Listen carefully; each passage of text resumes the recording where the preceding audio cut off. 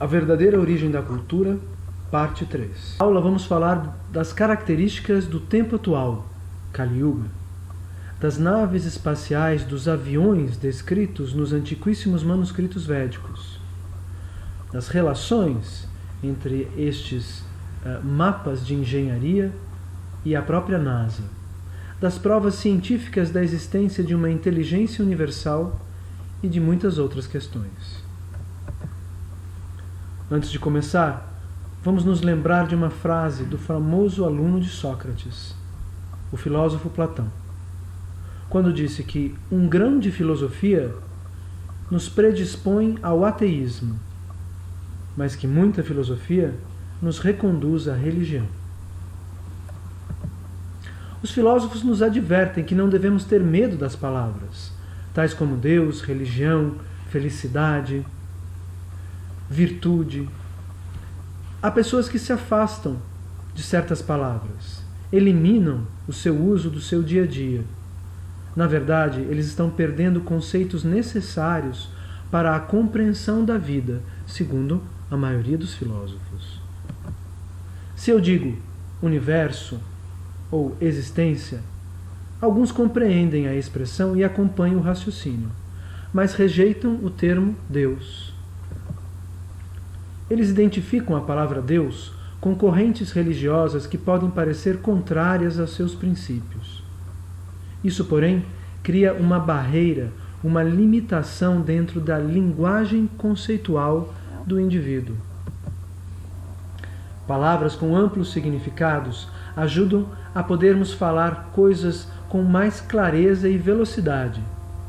Por exemplo, se cada vez que eu pronunciasse a palavra Deus, eu tivesse que dizer algo como a realidade psicocientífica, na qual os fenômenos universais estão inseridos em sua totalidade, desde os átomos até a macroexistência, e que inclui toda a cultura humana em todas as suas eras, e que também compreende uma ideia de origem da vida e da própria consciência, tanto material quanto espiritual, e que, através do seu funcionamento, pressupõe diferentes níveis de inteligência, leis e controle.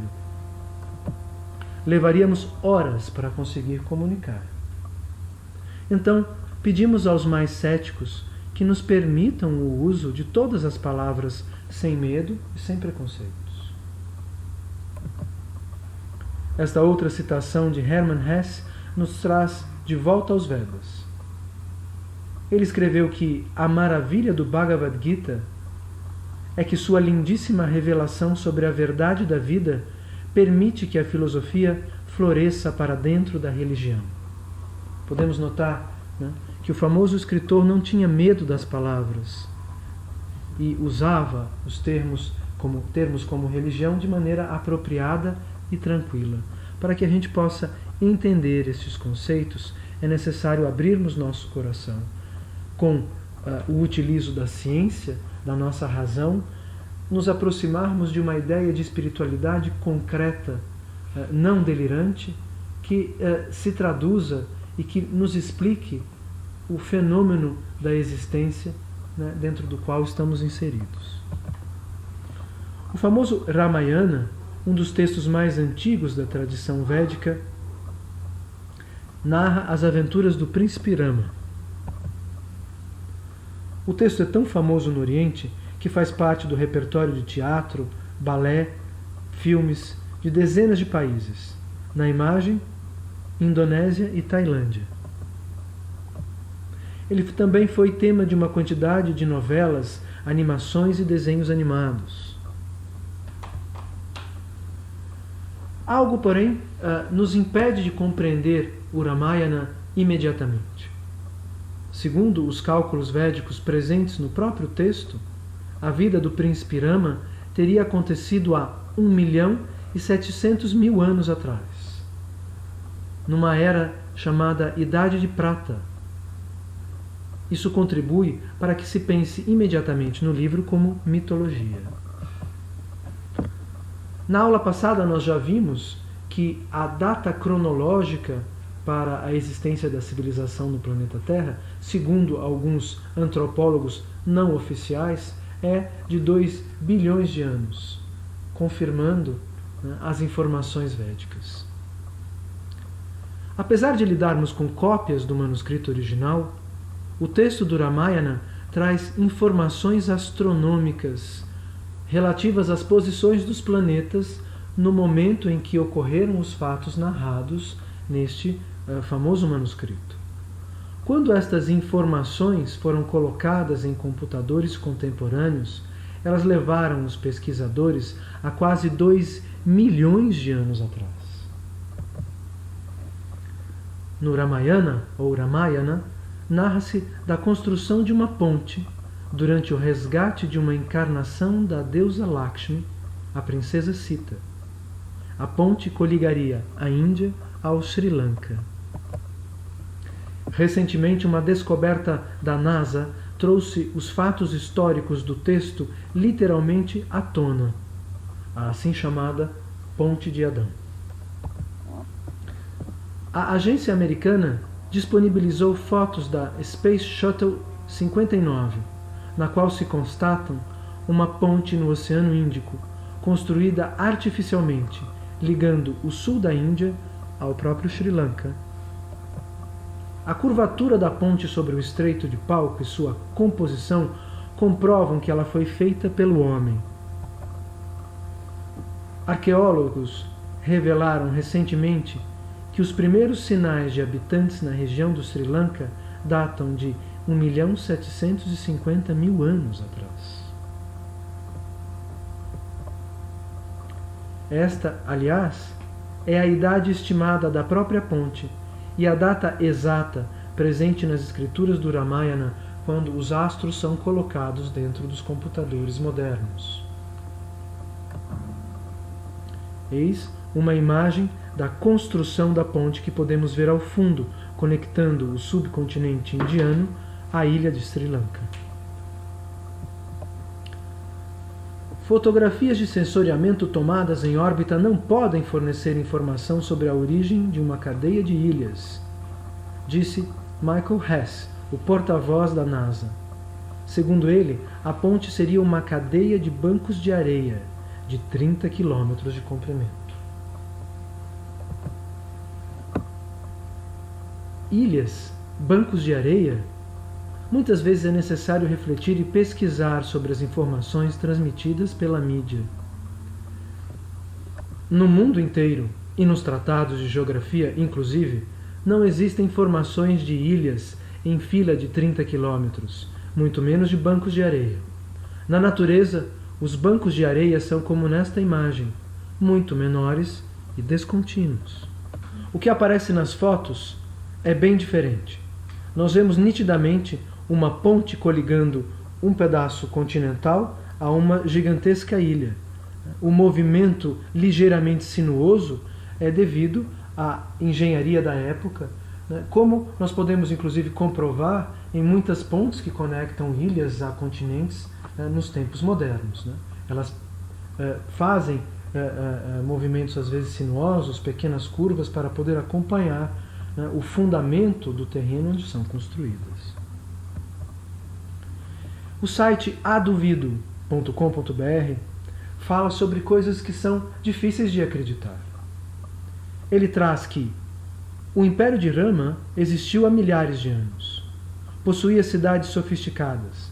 Algumas com mais de 5.000 anos foram encontradas por arqueólogos e são literalmente inexplicáveis. Numa época em que as pessoas deveriam estar vivendo em tendas, com base no Egito, essas cidades possuíam irrigação, esgoto, largas avenidas e iluminação pública. O mesmo site afirma que o mais fascinante é que quanto mais escavam esses arqueólogos, mais encontram vestígios de outras cidades ainda mais e mais antigas e modernas. No sentido de que elas eram mais tecnológicas do que se acredita que possa ser uma cidade de 5.000, 10.000, 20.000 ou 30.000 anos atrás. O porta-voz da NASA arrematou que religiosos tentem se valer da credibilidade da NASA para validar suas lendas não é novidade. O curioso é que, mesmo tendo comprovado o texto indiano, a ponte tenha sido batizada de Ponte de Adão, indicando uma outra forma de compreensão religiosa ou mitológica. Aos olhos dos ocidentais, como todos os textos védicos, o Ramayana requer decodificação. Seus segredos são muitos. Um deles é a presença ocasional de vimanas, naves, discos e aviões capazes de atravessar os céus. As escrituras apresentam plantas e descrições para a construção de diversos tipos de vimanas. Os Vedas descrevem em detalhes como fazer vimanas pequenas ou outras que são descritas como cidades voadoras. Sabe-se que Hitler conseguiu realizar um disco durante a Segunda Guerra Mundial. Vocês podem pesquisar isso, seguindo as instruções dos Vedas. Como mencionamos, em seu delírio genocida, o plano do ditador de reconstruir a raça ariana tem origens numa interpretação doentia dos livros sagrados indianos. Eis o projeto gráfico presente nos Vedas, traduzido para o inglês, da Shakuna Vimana, que serviu de modelo para os foguetes de propulsão das décadas passadas. Esta é uma vista em perspectiva da Tripura Vimana. Embora não seja um fato conhecido, muitos historiadores e ufologistas afirmam que os Estados Unidos conseguiram apreender o veículo hitleriano antes que fosse usado contra os aliados. Obviamente, estas não são fotos, mas renderings, desenhos, gráficos que representam a nave construída por Hitler. Esta, sim, é uma das raras imagens do disco alemão. Já comentamos o fato de que o Reich de Hitler foi atrás da suástica sânscrita e, com ela, trouxe várias informações de tecnologia bélica para tentar, assim, ganhar a sua guerra. O que nós hoje conhecemos como ultraleves, asa-deltas, jetpacks, estão todos desenhados e exemplificados nessa literatura transcendental. Para quem se interessa, o Vimanika Shastra, de Maharishi Bharadwaj, e também o Rig Veda tratam desse gênero de engenharia em detalhes. O Ramayana fala do príncipe Rama como de um avatara de Vishnu, ou seja, de uma encarnação de Deus. Aos poucos iremos tentar entender o que isso significa.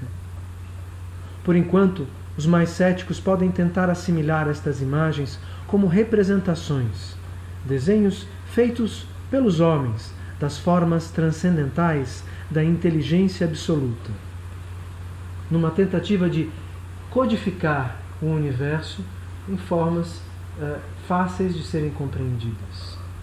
Mas é possível que Deus exista? Já dissemos nas aulas passadas que aos poucos vamos tentar responder a esta pergunta. Incontáveis físicos, como Capra, Nassim Haramein, Massimo Teodorani, David Bohm, Wolfgang Pauli e muitos outros falam de universo inteligente, de uma verdadeira consciência universal. Para a filosofia ocidental, a palavra consciência significa a capacidade de um ser vivo de entender que ele mesmo está existindo. Os Vedas, porém, vão um pouco mais além e dizem que consciência significa a capacidade de um ser de compreender Deus, de compreender não só a própria existência, mas a existência de todas as outras coisas também. No Ocidente, os primeiros a falarem sobre o universo consciente foram Carl Gustav Jung, um famoso leitor dos Vedas, e Wolfgang Pauli, Nobel da Física. No início do século XX, comparando os saltos quânticos, ou seja, a simultaneidade do físico Bohm, que nós vamos explicar de maneira bastante simplificada daqui a pouco, eles conseguiram perceber que o comportamento cerebral dos pacientes de Jung, a maneira como as coincidências dentro da mente dos homens aconteciam, era idêntica à maneira como os átomos produziam esse fenômeno descrito como entanglement, como sincronicidade, dentro da física quântica. O entanglement é a amarração das partículas subatômicas, ou seja, o fato de que os elétrons de um átomo estão simultaneamente participando dos elétrons de um outro átomo ao mesmo tempo. Isso significa que existe uma rede, um amarrado, uma linha de conexão eletrônica dentro de todas as formas materiais.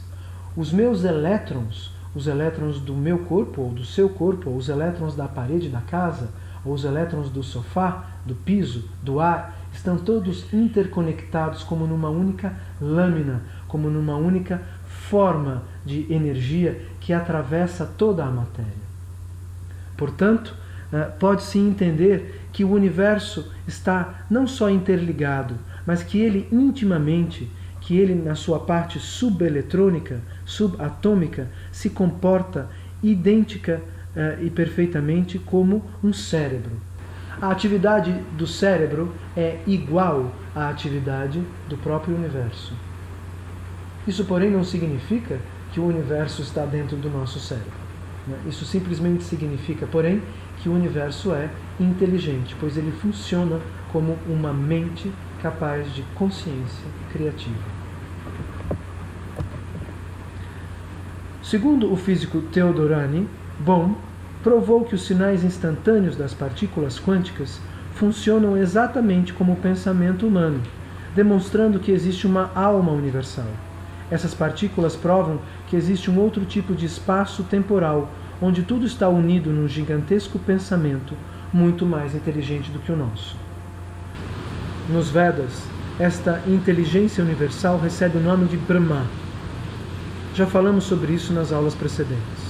Uma das 3 partes da Trimurti, a trindade descrita nos manuscritos.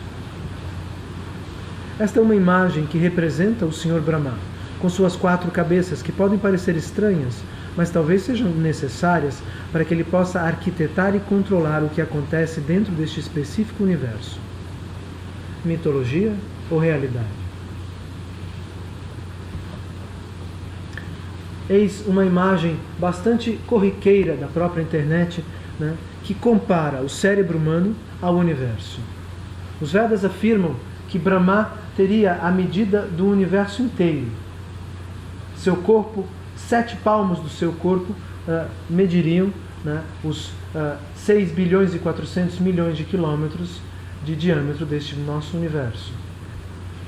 Os Vedas propõem uma escala espacial vertiginosamente desproporcional, onde semideuses são tão grandes quanto um humano é gigantesco em relação a uma formiga ou a uma bactéria. E ninguém pode negar que nós somos minúsculos em relação ao cosmos inteiro, mas que ao mesmo tempo somos gigantes colossais, feitos de minúsculos átomos invisíveis.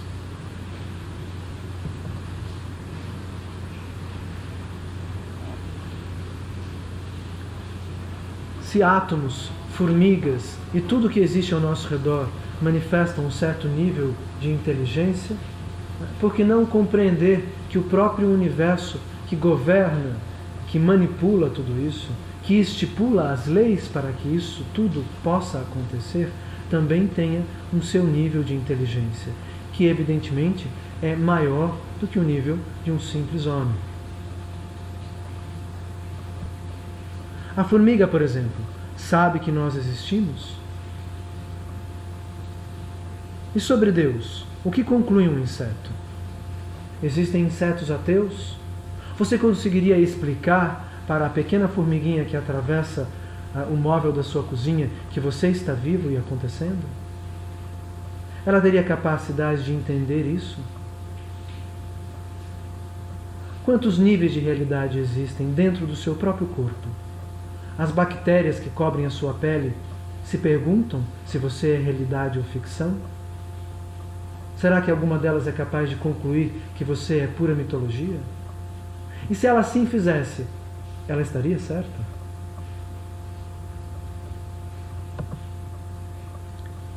Theodorani diz que somos mais do que este corpo. Os Vedas descrevem o Senhor Brahma, a mente inteligente deste universo, como sendo também uma forma corpórea.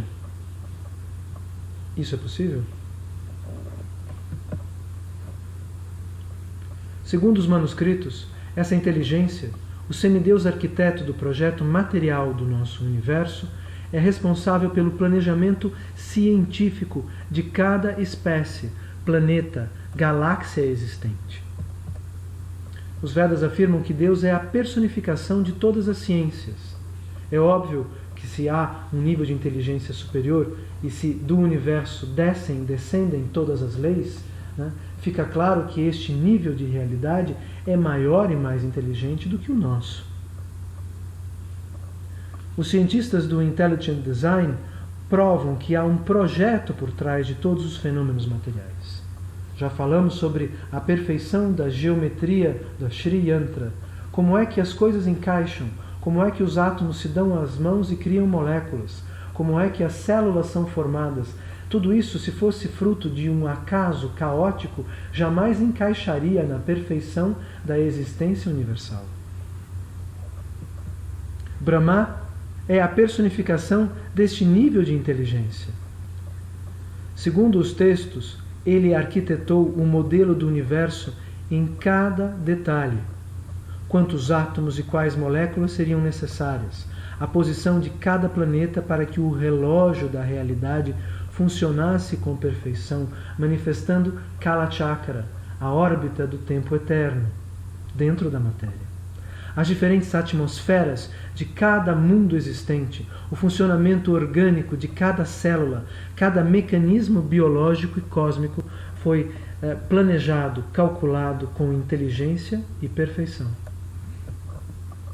Para este nosso universo, somos informados dentro do Srimad Bhagavatam que foram criadas 8.400.000 espécies de vida, ou seja, tipos de corpos, dos quais 900.000 variedades de corpos aquáticos. Ou seja, existem milhões e milhões de peixes, mas as variedades possíveis, as tipologias individuais são 900.000. Existem também 2 milhões de tipos de corpos vegetais dentro das florestas deste universo. 1.100.000 entre vermes e répteis. 1 milhão de tipos de aves. 3 milhões de animais selvagens e 400.000 formas humanas. Para aqueles que estão acostumados ao darwinismo, aconselhamos a visão da palestra As Provas Científicas da Existência de Deus, no mesmo canal Ciência Milenar Indiana do YouTube. Aqui daremos uma pequena amostra de como poderíamos comprovar cientificamente, sem nem mesmo termos que incomodar os manuscritos védicos, que a teoria de Darwin é implausível do ponto de vista científico, físico e biológico.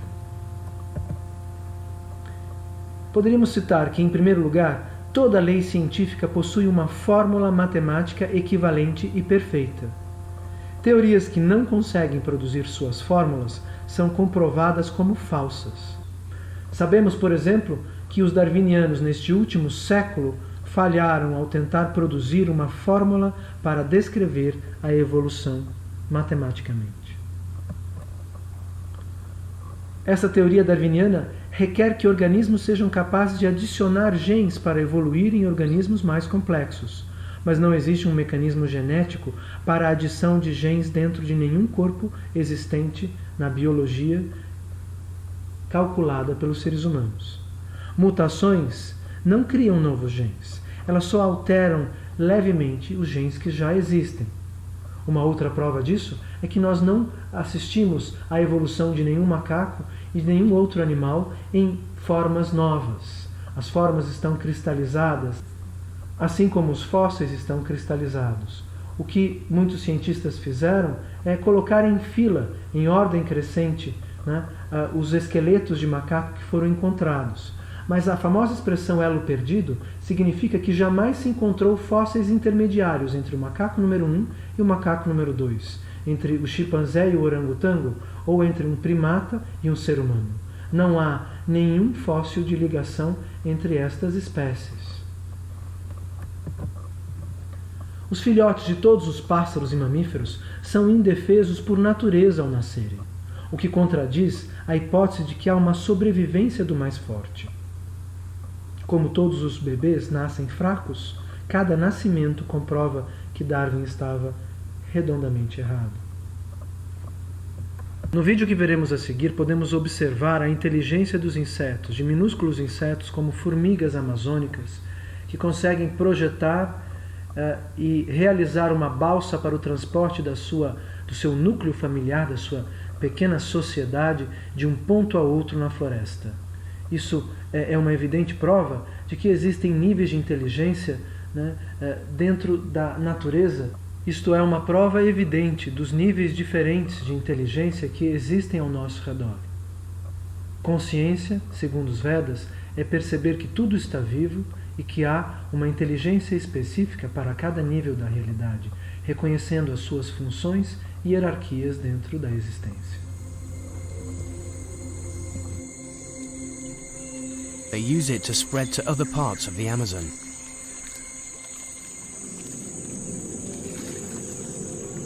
On this lifeboat, the queen and her young need to be kept safe and dry.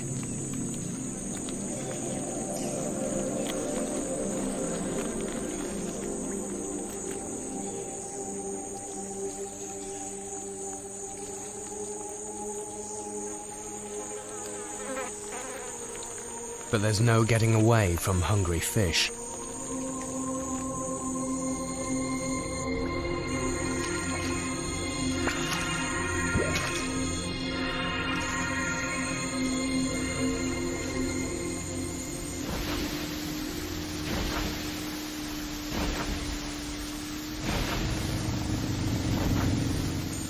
Once in the open river, they are at the mercy of the current and unpredictable waves.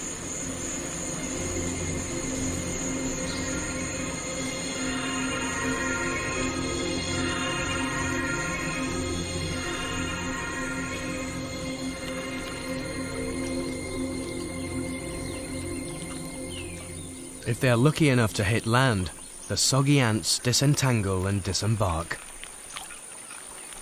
unloading the family as they go.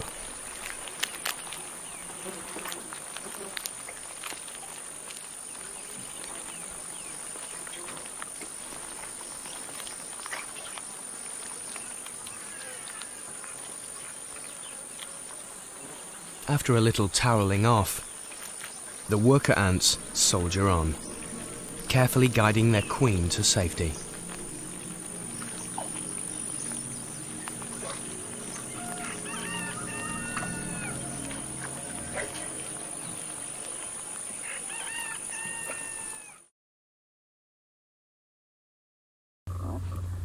No próximo vídeo, veremos a vida intracelular. Nós conseguiremos entender que os componentes do DNA, das células, das moléculas que existem e fazem funcionar o nosso corpo, na verdade, são inteligentes e responsáveis pelo funcionamento do nosso organismo, muito mais do que nós. Recentemente eu perguntei a uma mãe que deu à luz a gêmeos como foi que ela gerou o coração de uma criança, como foi que ela construiu o cérebro de seus 2 filhos. Sinceramente, ela não pôde me responder. Quando nós somos capazes de construir uma casa, um arquiteto é capaz de explicar como foi o projeto e quais as dificuldades que ele teve em fundamentar aquela construção. Assim, uma cozinheira também sabe explicar como foi que ela preparou um doce ou um prato salgado para que pudéssemos matar a nossa fome. Se nós não sabemos como é que nós fizemos algo, é porque não fomos nós que realizamos o que foi feito. Peço que vocês assistam a esse vídeo e percebam a inteligência das partículas intracelulares e o fato de que há um comando, inteligente dentro do próprio organismo. Nós poderíamos chamar isso de natureza, mas nós sabemos que abaixo e acima da natureza existem níveis de inteligência matemáticos, relativos à física quântica, relativos ao átomo ou relativos à própria construção do que existe que fazem com que essa palavra não seja suficiente. Por isso, convidamos as pessoas de bom coração e de boa inteligência que utilizem simplesmente o vocábulo Deus para que a gente possa descrever o óbvio.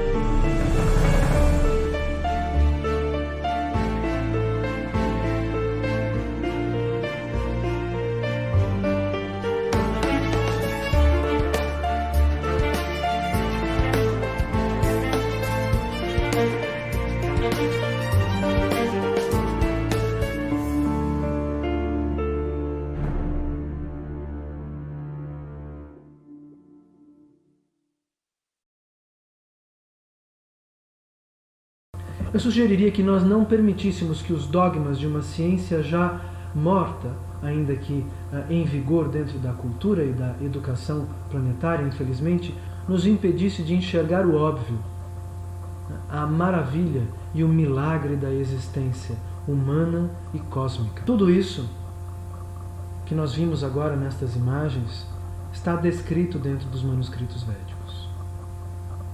Mas como é que nós nos reconectamos a esse nível da consciência? Como é que nós entendemos o que é amar, né, a tudo que existe? O que é nos devotar à inteligência suprema e fazer parte de uma vida mais feliz, na qual nós participamos dessa engrenagem sem mais manifestar as amarras dos vícios da ignorância humana. Já explicamos que o Bhagavad Gita é a introdução, a essência a este conhecimento transcendental.